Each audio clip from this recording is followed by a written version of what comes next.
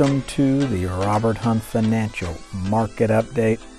It's your favorite host, Robert Hunt, where I take the week's financial news that can be a bit confusing, misleading, and take you off course, and I make it actionable, understandable, and clear. We got a great show for you this week.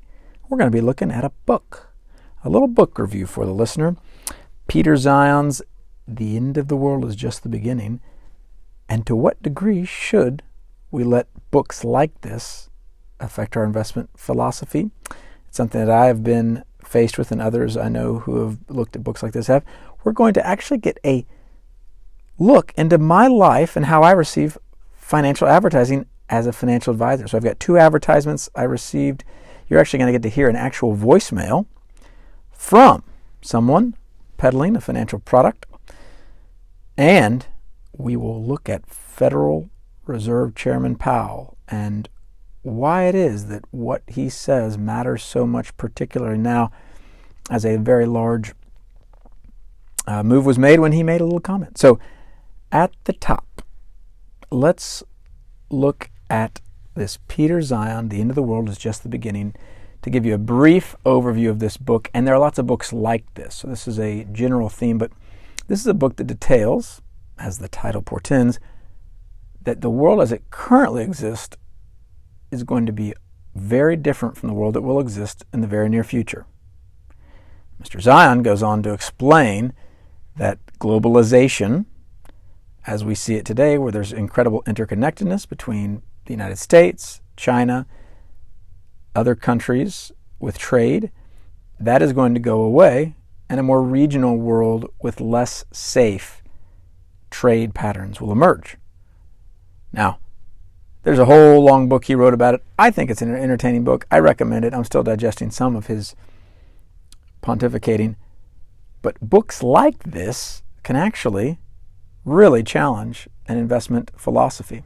I had a listener reach out to me with this very question this week saying, gosh, should I, as Zeihan's book might suggest, simply liquidate all of my foreign stock holdings at the focus of just United States stocks? Because one of Peter Zeihan's messages is the United States has all these incredible advantages related to access to energy and navigable waterways and friendly neighbors to the north and south and oceans to the east and the west. All these things are true. Therefore, the United States will thrive as a country over the next couple hundred years, and all these other various countries that your international exchange traded fund or international mutual fund holds will struggle.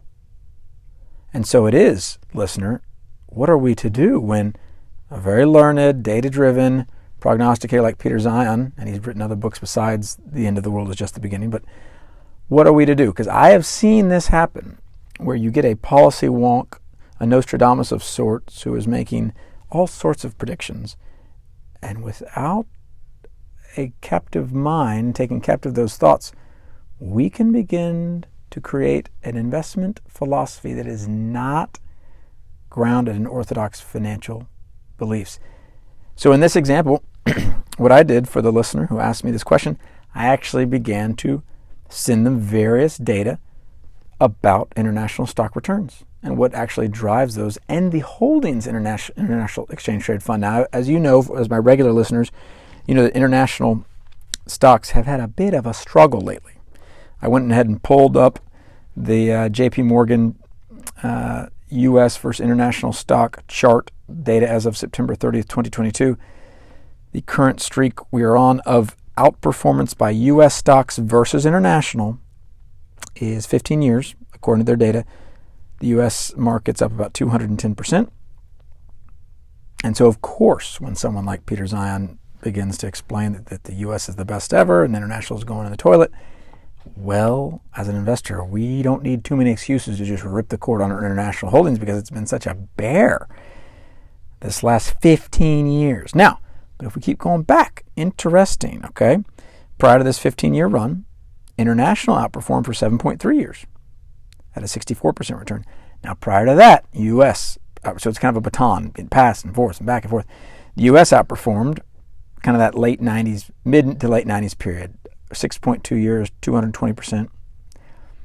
Then International had a quick outperformance. Then U.S., and it was just back and forth and back and forth. And then International had a big run. So it's not too different from the one the U.S. is on today. So it just ebbs and flows. So I find geopolitical strategists like Peter Zeihan to be intellectually stimulating and enjoyable to read, and I appreciate it. I am not taking their data, their information, his suggestions on how the world will go. I'm not incorporating that in my investment. I'm not. I am willing to sail my ship into the harbor of diversification, and that is where I'm anchoring on a global level. And there are various other reasons as well, but just be wary, because there are going to be a lot of folks, particularly when the world is feeling geopolitically unstable, as it kind of always seems to be, but particularly now, when you watch the news, you see Russia, Ukraine, you feel what China is doing with all their government shenanigans, and it does make you kind of feel like, oh dear, should I kind of retrench and not think about global securities? Nope. Stick with it, investor. That will make things much better for you in the long run. And then financial advertising. What financial advertising did I receive today? You get a voicemail. You're going to get a voicemail. This is the first at the Robert Hunt Financial Market Update. Don't worry, listener. If you send me a voicemail, I will be sure to get your permission to share it. This is someone that does not live in the United States, so it is not you. Don't worry, and it's a fine voicemail. But here we go. Let's have a listen right now. Hey Robert, how are you? This is Ben giving you a call from Tardisan Nickel. We're developing a high-grade nickel mine with $1 billion in asset value, ticker TTSRF. Sent you an email here. Have a look. Let me know your thoughts. Take care. So, as you heard, some buzzwords came out. And this is a call. It's a pretty simple call. It's just a stock. It's just a stock ticker. All they're doing is saying, "Hey, I've got something that I want you to buy, and I want to give you quick information about it. Quick ticker symbol, nickel. Here you go. Commodities boom." I went and looked it up. I went and actually reviewed the security and looked at how it had traded. Looked at what asset they were talking about. As you know, I'm not an individual stock picker. I don't believe it is worth your time. 95%, according to the Spiva report, fail in the stock picking game at the professional level. So why should you and I do it? But I went and looked at what this stock promoter was pitching, and it was about a $20 million or so, just off the top of my head, market cap company, and there really wasn't a whole lot to it. Now that's not a surprise. So anytime you're getting a call about something, probably not a great idea if it's a stock. Now, it may be easy to chuckle and say, "Oh, how silly! I'd never fall for something like that." I wouldn't be so sure. As human beings, we are inclined to want to believe that we have an inside track, but typically that inside track has to be earned. So a little free phone call like that from a complete stranger about an industry you don't know, nope, didn't earn that. Probably not an opportunity. But if we are predisposed, what if we had already been thinking or looking for something like that? Something to consider is that these advertisements for individual securities or any other investment, they do not get pushed your way unless there is interest in that particular industry or security. So right now, commodities, energy, what was being pitched is effectively an electric vehicle components play with nickel and a mine and commodities. All that will get pushed now because you're kind of thinking about it. The news cycle's already primed you up. Oh man, I need to do something. I need to be rotating into somewhere. I can't just stand still here and get smoked by the market. So just know that as these advertisements come, your brain is going to be primed to accept them. But go back to those first principles of investing when they come your way. No, I'm going to be low cost. I'm going to be diversified. I'm going to stay in my circle of competence. Have I ever run a nickel mine? I have not. Have I ever known anyone? Who's known anyone who's run a nickel mine? I have not. Have I ever visited a nickel mine? Again, no. So you and I are probably not a fit. My nickel listeners, I guess you guys are. Text me if you are. I don't know anybody that is. but we can let that pass. Another advertisement I saw, and I'm seeing more of this. This was sent to me as and the reason why I get that call is because I'm on some list as a registered investment advisor. But I got this advertisement: proprietary advanced AI brain pinpoints where the market is going with up to 87.4% proven accuracy, 1 to 3 days before it happens. This is Vantage Point, published on. It's actually published on December 2nd. Friday, December 2nd, 11:30 a.m. Vantage Point's advanced AI brain recently predicted 4 trend reversals for Moderna. Investors have the potential to capture 316.19% in gains. So 316% in gains. But unfortunately, the ad goes on, many retail investors failed to take it seriously and missed out. And this ad is about 4 pages of just rich psychological assault on our brains. It goes on and on about this is the opportunity for you. The accuracy rate will only increase from this as the team fine-tunes their software using real-world data. We won't stop until we're the most accurate stock prediction engine around, he says. This is this gentleman who somehow got interviewed by NASDAQ. There's a picture of this guy with a very professional-looking screen behind him. Whenever I see things like these, I always want to forward these to the Securities and Exchange Commission, the Texas State Securities Board, and say, where are we on this one, guys? What? How did this leak through the system? So, but I believe this is meaningful to talk about because this sort of thing will assault the long-term investor for as long as you live. For as long as you live, someone out there will tell you, hey, there's a much better way to allocate capital than the way you're doing it. And oh, by the way, and then you might be wondering, what is the pitch? It says, Vantage Point. This group is hosting a free live training revealing an advanced suite of indicators that traders of any experience level can use to predict market moves across all markets, even Forex. And now I will confess, I recall buying a system like this years ago or looking at this, and I thought this made all the sense in the world. It was an indicator, and when it turned green, you could buy the stocks. When it turned red, you wouldn't buy the stocks. And it evaluated every stock. You just clicked the ones that were green. How hard could it be? How hard could it be? They couldn't make it any more simple. That's basically what this advertisement is saying is, hey, we've got this super software AI. It's going to tell you what to buy, not to buy. If you're not able to go real quickly to first principles, those first principles, as Elon Musk likes to say in his physics with Tesla, but those first principles of investing, say, all right, whoa, why is that a lie? Well, this is an active strategy. It's a departure from market cap indexing. The Spiva report tells me that 95% of the time the index wins over a 15-year period. 95% of the time. So when someone advertises something like this, the math doesn't work. And it says everything I want this to be true. Goodness, wouldn't this be wonderful? There's 87% proven accuracy. I mean, I don't know how the lawyers don't just sue this thing to bits, but I'm sure there's some small fine print that absolves them of any guilt. I haven't found this small print, but again, this is a psychology thing. Our brains are looking for something like this. Oh, great. Doesn't involve hard work, doesn't involve delayed gratification, doesn't involve longer time horizon, doesn't involve a whole lot other than trust. It's the great man theory, the great AI theory. If I can just outsource this to the AI, because I know I can't do it. I know I don't want to be responsible.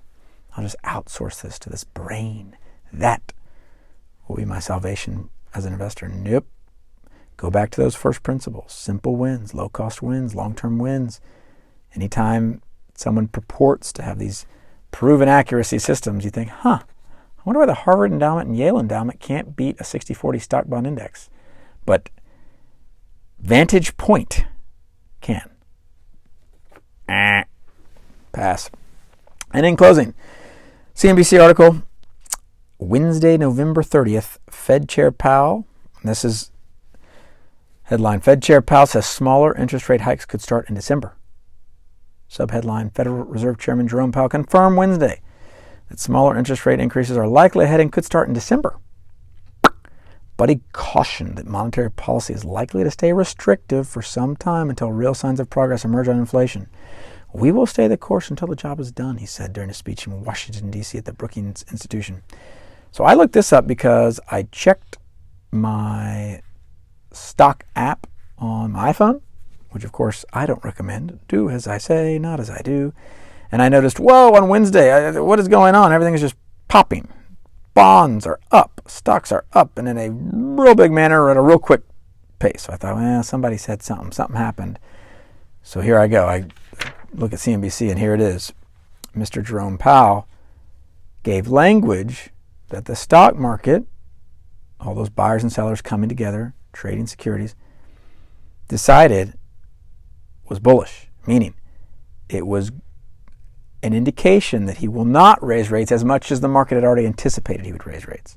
Now that is where things get a little confusing, because this is something I want, listener, for us all to understand, is the stock market has already baked in every expectation about interest rate increases or decreases to date. And everyone's, all that information is included with all the other information about earnings and geopolitics and who knows what. But a big mover in the stock market is the interest rate level. We've talked about in the past that interest rates are kind of that benchmark that every other asset class anchors to on what is required of me. If the U.S. Treasury is paying 4% for a 6-month Treasury note, or 6-month Treasury bill, 6-month Treasury bill, you got to use that nomenclature quickly. It just sets the bar for everyone. So values can go down as rates go up. Okay? So when Jerome Powell says, we may not have to raise quite as much as we thought, that's why you see this big pop.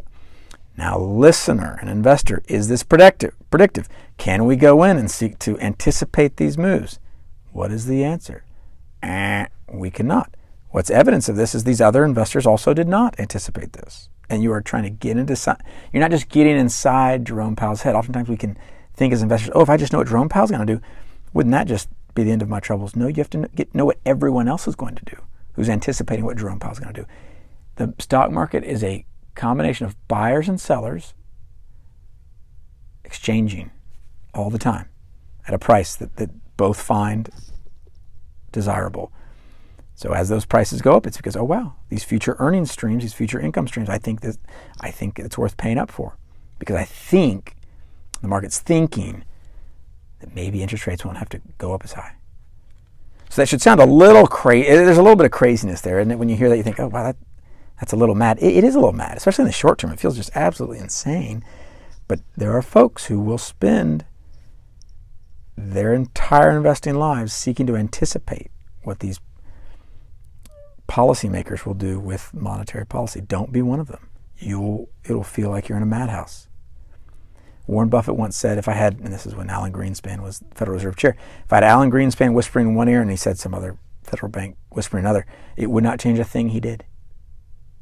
And now why would that be? Even if they told him what they were going to do, he wouldn't change a thing Buffett did. Because Buffett had a 50, 100-year time horizon. He still has a 100-year time horizon, even as a 90-something-year-old. That is the time. We've got to have that sort of time horizon to be successful investors, or we will get chopped up in the news cycle like this, seeking to get in or get out based on what the Federal Reserve will do. Don't be like that. It's tempting to do, which is why you're letting me catechize you on not doing it and being a listener. Thank you for being a listener. But be sharp. Take captive those thoughts when these articles come out, and remember, as a long-term investor, this is not something you want to try to play with. So, as always, you got to keep those costs low. Keep that investing simple. Keep that time horizon long. That's what's going to give you the best shot as an investor